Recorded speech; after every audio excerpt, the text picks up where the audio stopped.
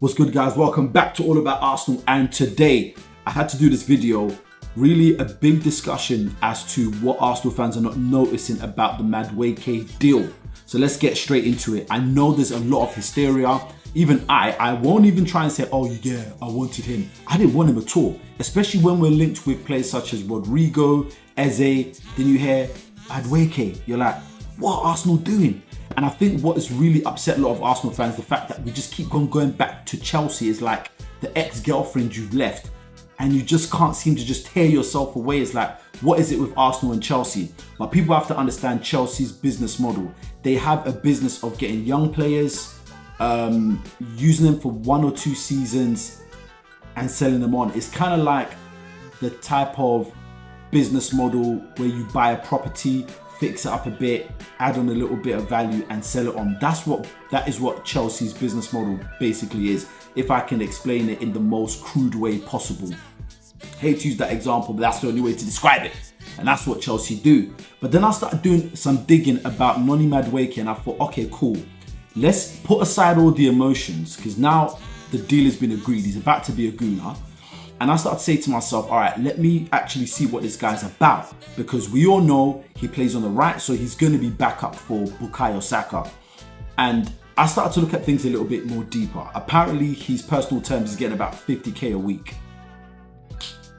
I'll be honest, in terms of wages in the Premier League, that's peanuts. 50k is probably the highest you probably get in the Championship League. I'm not an expert, just off the top of my head. What is really getting Arsenal fans is the fee, 52 million.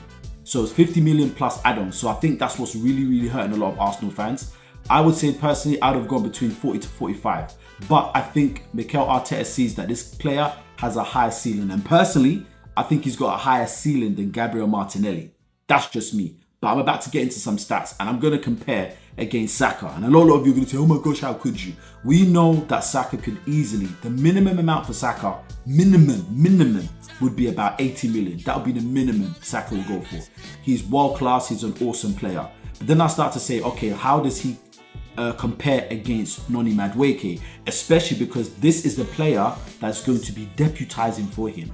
And you know me, I'm a stat man. I like to go into the stats and see. They both play in the same league, which is good. So it's an easier comparison, especially if you're trying to do a comparison between Isak and Gyökeres. But then you can in regards to their performances for Sweden. But let me not get sidetracked. I don't want to digress. So if you check my screen right now, I've got Saka and Madueke and I'm comparing them now. They're both the same age. They're both forwards. As you know, Madueke is about to leave. Well, the fee's been agreed. So if you check the appearances, as you can see, 32 for Madueke and 25 for Saka. That's obviously because of his injury. But then I start to look at the total output. And this is what's important. Look at the output. Just don't let your emotions run wild. Like, look at the output. Now check Madueke. He had 7 goals last season. And we can say, yeah, he's got one more than Saka because Saka was injured. Definitely, if Saka was playing those extra 7 games, he'd have definitely scored more without a gout. No one has gout. I hope you don't have gout. So he's got a total goal contribution of 16 and Madueke has 10. Okay, cool. But then I start to look at some other stats and this is where I start to get a little bit excited about Madueke, and not in that way, but I never thought I would. I looked at his XG, 9.64, and I believe that's higher than any player on the Arsenal team for the 24-25 season. That is 9.64 XG. That is really good. I'm telling you, that is really good. And for those of us watching, you don't know what XG is. XG is just expected goals that the player would score. And I looked at Saka, 6.85, but expected assists, which is XA, 7.8 to Saka, no doubt. When it comes to assists, Saka is amazing. Shots on target inside the box, 39. Saka 33, and that's because Saka played less games. But that's a good stat from Madueke. Shots on target outside the box, 9. For Saka, 10. And Saka would have had more because he was injured. Touches in the opposition box, 199. Almost 200 for Madueke, 181 for Saka. Penalties, we know it's always Saka. For some reason on the Premier League, they put how many times he's hit the woodwork, and 4 times. And I don't think Saka's probably hit the woodwork. which I doubt, but that's probably why they didn't put it. But you see 4 for Madueke, which basically shows that those shots were on target. Crosses completed 17. And he's not, yeah, I'm expecting Saka to do better. Obviously, because we know he does that all the time. Possession, passes completed 84% for Madueke, 84 for Saka. And you also have to take this with a pinch of salt because Saka played 7 less games than Madueke. Long passes completed 65, very good, 41 for Saka. Corners taken, come on man, that's what Saka does. Let's not even try and compare. And as you can see, the minutes played, 300 odd less for Saka because he was injured. Dribbles completed, Madueke almost 50%, Saka over 53%, which we've seen and we know. The duels that are won, 106 for Madueke, 119 for Saka. Defensive duties, because I know a lot of Arsenal fans, we know that Arteta is a fan of players coming back to track back and supporting their fullbacks. So look at Madueke, total tackles 25 in defense, Saka 29, he's good defensively. As we know, he started off as a fullback. Interceptions 10, very good for Madueke, 3 for Saka. And when you look at the discipline, pretty good, much discipline, same amount of yellow cards, more fouls for Madueke, obviously because he played more games, 5s offside, so only 5 offside, so that means that he's pretty good with his discipline in regards to keeping his lines. So I looked at this and guys, like, let's be honest, when you look at this, like with Madueke and we banned him for 50 million, that's the top end of what he's worth, right? That's the top end. I would say the lower value would have been about 38 to 40 million. And Saka's minimum, this guy is backup to Saka. Based on the stats alone, this is good backup. His XG alone is scary. So you can see that Madueke is more of a goal scoring threat based upon the stats, even though I still think from what I see, I will say Saka, that's just it. But based upon the stats, 9 point, almost a 10 XG, that is absolutely great. That's amazing XG. So I think there's some things that we have to actually appreciate in Madueke. I think the problem is that we are Chelsea'd out. We've had too many Chelsea players, and which one has actually proven to be good? Probably only Jorginho, and Kai Havertz remains to be seen. So I think a lot of Arsenal fans are frustrated that it's Chelsea, but more in regards to the price tag. But he is backup for Saka. This is decent backup. I think it's decent backup. I wouldn't have paid the 50, I would have said 45. But to be honest guys, based upon his stats, he's not that bad. I compared him to Martinelli. And when you compare him to Martinelli, he scored 1 less goal than Martinelli. And as you can see from my screen, he's got much better XG. XA goes to Martinelli. Shots outside the box, he shoots more than Martinelli. And one of the areas I was really interested in was possession. Passes completed more than Martinelli.